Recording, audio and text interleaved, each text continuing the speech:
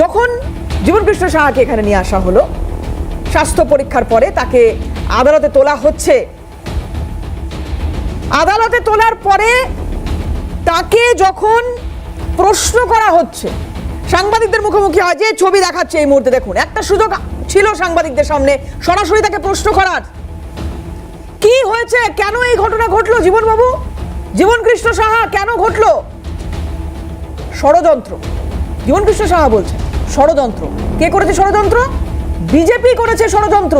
জীবনকৃষ্ণ সাহা সরাসরি প্রশ্নের উত্তরে যে কথা বলছেন, একদম শুরুতেই শোনাবো আপনাদের সেই অ্যাম্বিয়েন্স কি ছিল সেই সময়, দেখুন। সিবিআইয়ের পর ইডি হাতে গ্রেফতার জীবনদা কে ষড়যন্ত্র করছে? জীবনদা কে ষড়যন্ত্র করছে? বিজেপি বিজেপি বিজেপির কে? আপনি গায়ে খাতা লাগিয়ে কি হবে?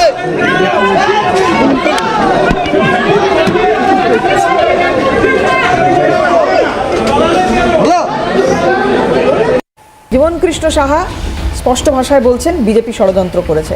কুণাল ঘোষ তিনি কিছুক্ষণ আগে একটা প্রেস কনফারেন্স করেছেন, সেখানে বলছেন প্রধানমন্ত্রী সফরের পরে এই দুদিন কাটতে না কাটতেই এই সক্রিয়তা বা এই ঘটনা কীভাবে দেখছেন? 5893 মানে 5892 থেকে এক যোগ হলো। এবার তার সাথে যোগ করতে হবে 0.13%, মানে 8টা সাকসেস। আমরা কি দেখলাম যে 130তম সংবিধান সংশোধনী বিল হলো, ইডির সঙ্গে সিবিআই, 23টা গুরুত্বপূর্ণ কেস থেকে বিজেপির নেতারা মুক্ত বা স্থগিত, অর্থাৎ 25 জন এমন নেতা আছেন যারা বিরোধী দল থেকে বিজেপিতে গিয়েছেন, 25 জন। তার মধ্যে 23 জনের বিরুদ্ধে যাওয়া। একটু বিরত করি, আইনজীবী কি বলছেন একটু লাইভে।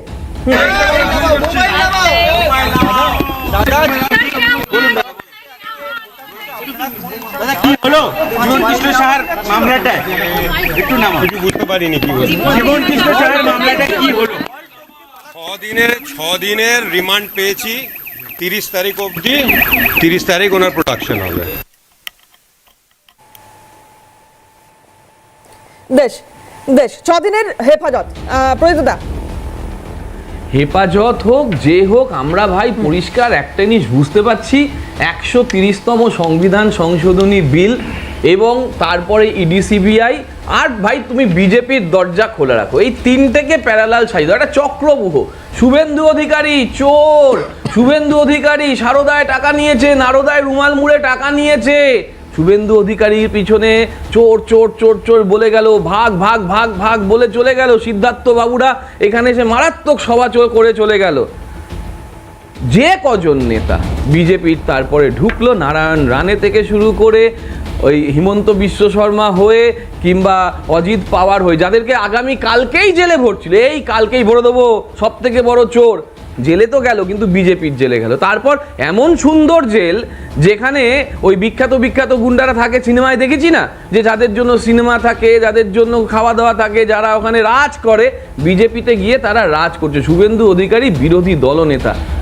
এই হচ্ছে সংস্কৃতি, যেখানে একদিকে প্রশাসক যিনি বিচার ব্যবস্থার উপরে উঠে যাওয়ার চেষ্টা করছেন, এবং বিচারপতিরাও বলছেন, মানে বর্তমান সিজেআইও বলছে যে প্রশাসকের কাজ বিচার ব্যবস্থার ওপরে নিজেদের নিয়ন্ত্রণ কায়েম করা না। ভারতের সংবিধানে এইভাবে একটা ক্ষমতার ভারসাম্য দিয়ে দেওয়া হয়েছে, যে দোষী তার সাজা হোক, 100 বার সাজা হোক, বারংবার সাজা হোক, আমরা চাই সেই সাজাটা হোক, কিন্তু যে চক্রান্তের একটা কুনাট্য সাজিয়ে দেওয়া হচ্ছে, তুমি একটা ক্রোনোলজি দেখো, যতবার প্রধানমন্ত্রী পশ্চিমবঙ্গে আসেন, অমিত শাহ পশ্চিমবঙ্গে আসেন, তারপরে এরকম একটা করে চিত্রনাট্য হয়। আর বিশেষ করে ভোটের আগে শুরু হয়ে গেছে, ঘন্টা বেজে গেছে, ভোটের ঘন্টা বেজে গেছে, ইডি সিবিআই মানে স্কয়ার যেটাকে আমরা বলি, একদিকে ইলেকশন কমিশন আর একদিকে হচ্ছে এইদিকে ইডি, এরা এমনভাবে একটা চক্রান্তের পরিবৃত্ত তৈরি করবে যাতে করে এই ধরনের কুনাট্য আবার আসবে। সাজা কোথায়? 23 সালে ওনাকে গ্রেপ্তার করা হয়েছিল, 24 সালে সাজা মানে জামিন পেয়ে বেরিয়ে এলেন। পার্থ চট্টোপাধ্যায় বারংবার বিভিন্ন জায়গায় জামিন পেয়ে যাচ্ছেন, ছেড়ে দিন। সেই সারদা, দেবযানী, সুদীপ্ত, তারাও এতদিন জেল খাটার পরে সাজা পাচ্ছেন না।